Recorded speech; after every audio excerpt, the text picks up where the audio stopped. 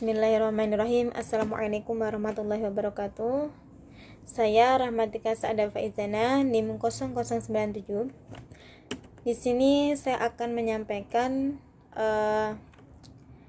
materi tentang Islam dan fundamentalisme.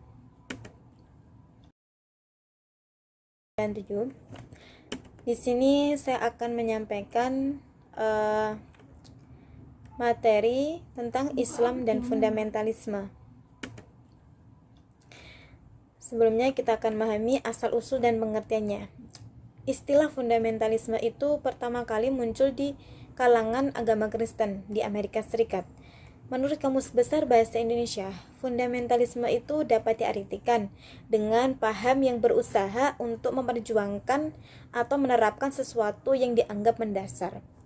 Fundamentalisme itu bisa juga diartikan sebagai gerakan Islam yang secara politik menjadikan Islam itu sebagai ideologi dan secara budaya menjadikan Barat itu sebagai the authors.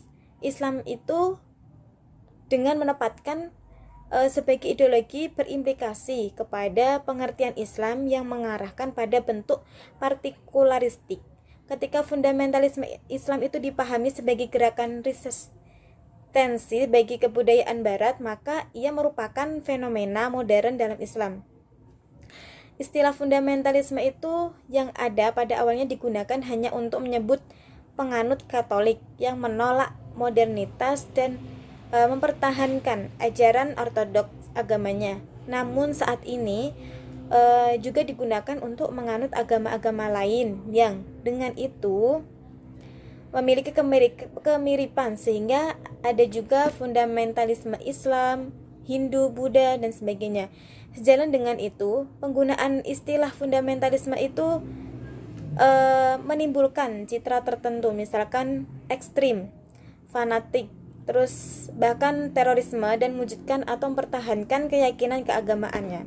Mereka juga disebut sebagai kaum fundamentalisme yang sering disebut tidak rasional, tidak moderat, dan cenderung melakukan tindakan kekerasan jika perlu. Terus lahirnya gerakan Islam fundamentalisme itu secara historis, istilah ini muncul pertama dan dipopulerkan di kalangan tradisi Barat Kristen. Namun demikian bukan berarti dalam Islam tidak dijumpai istilah atau tindakan yang mirip dengan fundamentalisme yang ada di Barat. Pelacakan historis gerakan fundamentalisme itu awal dalam Islam bisa dirujukan kepada gerakan Khawarij, sedangkan gerakan fundamentalisme kontemporer bisa dialamatkan kepada gerakan Wahabi Arab Saudi dan Revolusi Islam Iran. Fundamentalisme Islam di Indonesia.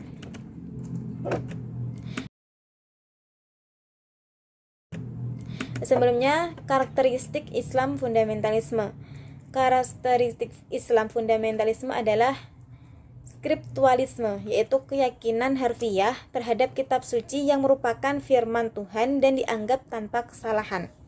Dengan keyakinan itu dikembangkanlah gagasan dasar yang menyatakan bahwa agama tertentu dipegang secara kokoh dalam bentuk literal dan dibulat tanpa kompromi, pelunakan, dan pengurangan. Selanjutnya, fundamentalisme Islam di Indonesia. Berdasarkan karakteristik yang menjadi platform gerakan fundamentalisme di Indonesia, terdapat beberapa kelompok yang diasumsi sebagai kelompok Islam fundamentalisme. Di antaranya adalah Front Pembela Islam, Hizbut Tahrir Indonesia, Front Komunitas Ahlussunnah wal Jamaah, Majelis Mujahidin Indonesia, dan Laskar Jihad. Terus mereka juga mempunyai ideologi. Ideologinya menurut Siran yaitu ia mengidentifikasi landasan ideologi yang dijumpai dalam gerakan tersebut. Yang pertama, ada konsep din wa daulah, agama dan negara.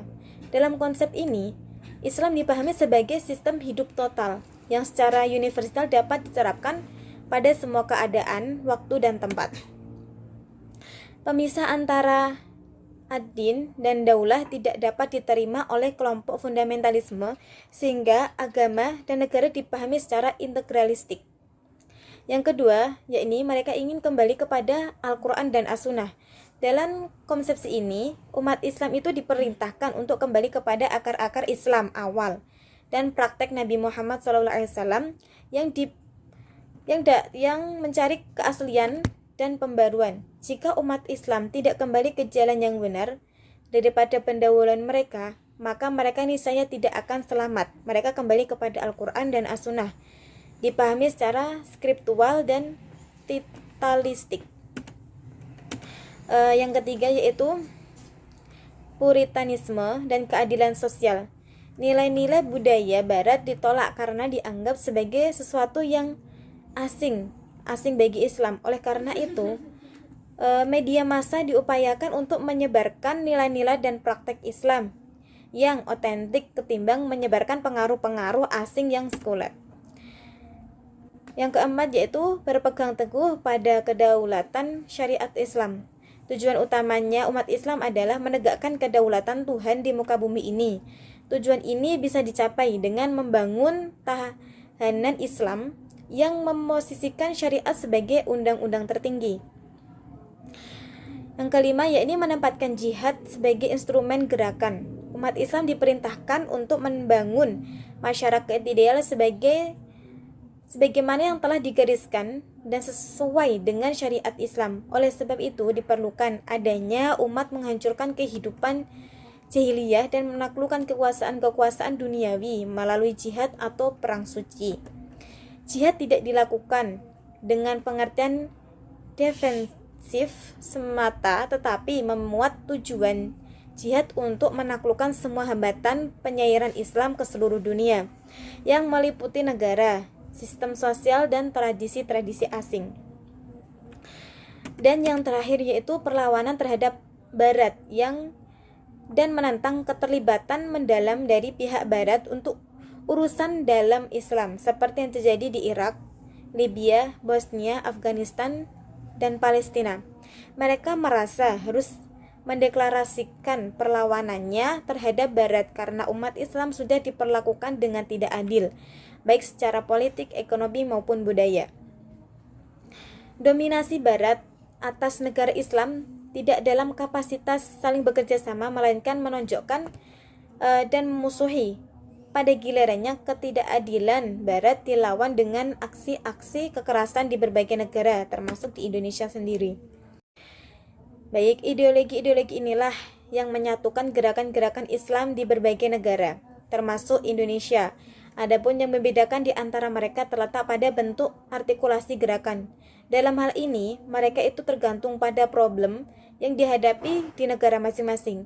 Di Indonesia sendiri itu misalkan Hizbut Tahrir, Majelis Mujahidin Indonesia, dan Front Pembela Islam memiliki kesamaan ideologi, namun cara menerjemahkan ideologi dan prakteknya, gerakannya satu sama lain memiliki perbedaan dan keanekaragaman.